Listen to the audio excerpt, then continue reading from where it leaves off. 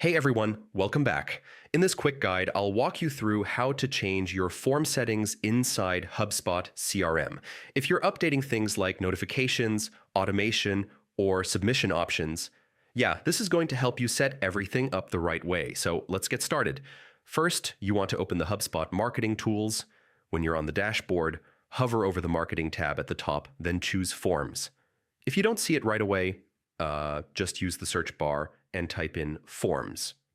It'll pop up. Next, choose the form you want to change. You can scroll through your list or filter by type like embedded forms, standalone forms, or pop-ups.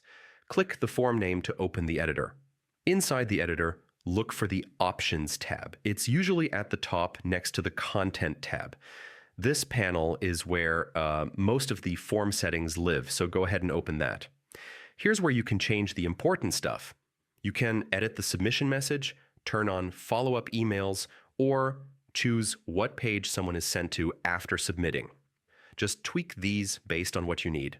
HubSpot updates everything instantly. Scroll a little and you'll find notification settings. You can add teammates, change who gets notified, or disable notifications completely. And if you're using workflows, make sure the automation section looks right so your form triggers the correct actions. When you're done, click the update or publish button. HubSpot doesn't apply changes until you publish. So don't skip this step. And that's pretty much it. That's how you change your form settings in HubSpot CRM.